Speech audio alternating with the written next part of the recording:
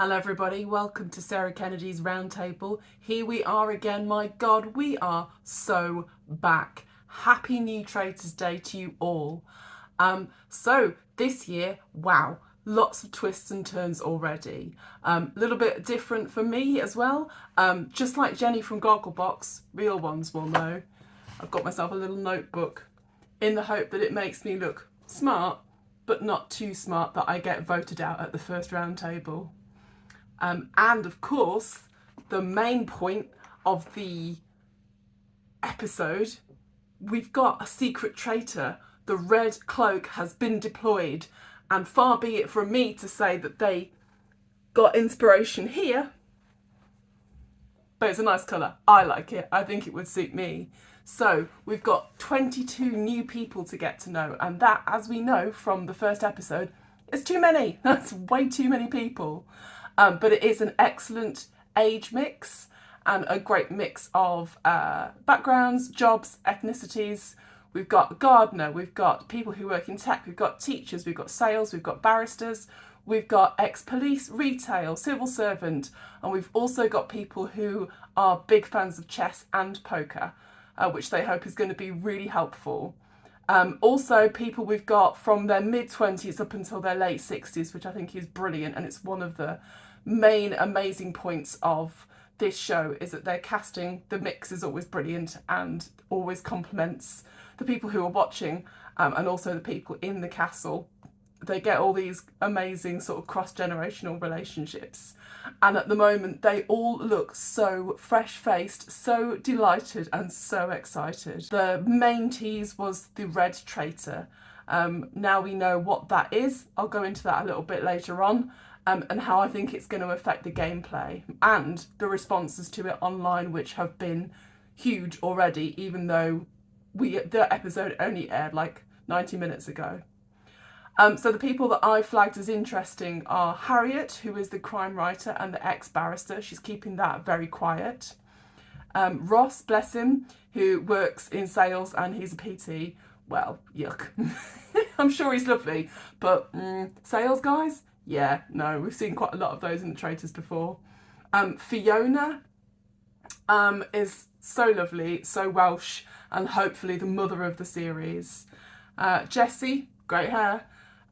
She's got a stammer and she speaks very slowly because of that. Does that mean that she gets more thinking time? Hopefully. I loved what Stephen said at the beginning about queer identity in a small town. He's always felt like he's been playing different roles his whole life, and that's going to come into play here. Hugo, very upfront about being a barrister. I would not have done that. Amanda, excellent. Her secret job history is that she was a detective in the police. Killer line. I found baddies all my life. Now it's time to be one. Oh, I would love if she was the secret traitor. Nettie and Ross had no idea that they were going to know each other, like from like 10, 15 years ago. Ross wanted to keep that quiet. Nettie yells it out in the driveway. Never mind. So our official green-cloaked traitors are Stephen, who says, "Give me the cloak, oh, I don't know who I'll become." Rachel, who has a lovely Irish accent, and I would trust her immediately. Hugo, bless him, straight away I've marked him out as too posh and far too honest about his job. And then the gasp-inducing moment was Claudia tapping the shoulder of a fourth traitor who we do not get to see. Okay, yeah, we know it's coming, but it still made me gasp. Into Traitors Towers, which is all giggles on the first day, Rachel has decided that she doesn't trust Hugo. Fair enough, me neither. Stephen thinks that Hugo will attract suspicion. Exactly, me too, babes, 100%. And Hugo himself is so obsequious, especially in his Queen Claudia names for her. It's just a bit, come on, a bit trying too hard. Now, this is the thing that we did not know was going to happen with the secret traitor. They are going to give the normal green-cloaked traitors a murder shortlist. Basically, they are a traitor manager. Doesn't sound quite as good as secret traitor, does it? So they can't put themselves or the other traitors on the list. And the traitors are very upset about their demotion, and I would be too. Straight away, they're calling them middle management. But their speculation about who this person is, and ours, of course, will go through the roof. So the sad point, and the point where we might lose the audience goodwill, I think, is that we don't get to know the Red Traitors strategy in real time. Does that make this less watchable? Hiding the action is good for speculation and good for chatter online. Oh my God, of course. But is it bad for the TV show?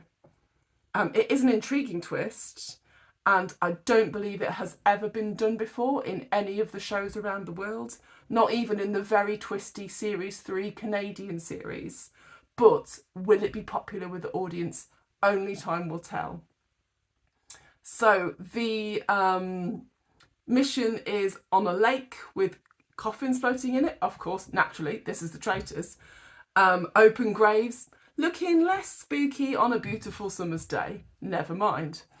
The coffins are picked up and placed in the graves, and that way the people are decided as to who is protected and who can be murdered on day one.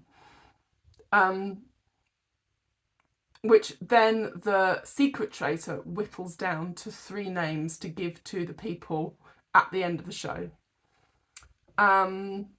James, Nettie or Maz are the first ones who can be killed.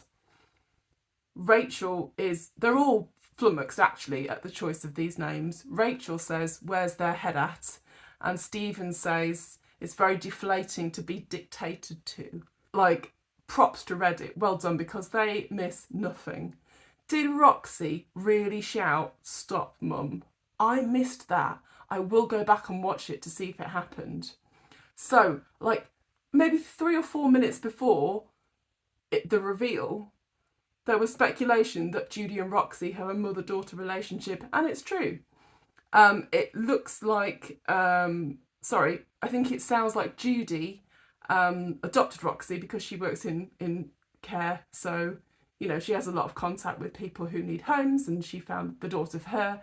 Roxy was age 5. So it doesn't matter whether you are adopted or biological. Reddit can still work out whether you're mother and daughter, and that is quite special.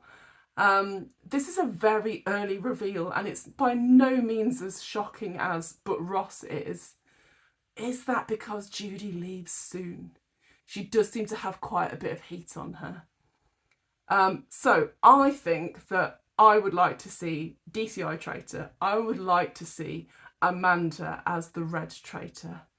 My question is, does this further the cause of the traitors, or does this actually make their job a lot harder? Because they now have to think about who they're killing and keeping the heat off them, but also try to reveal the Red Traitor. And how do they do that? Is there a different system for that? Or do they just have to work together to get that person banished?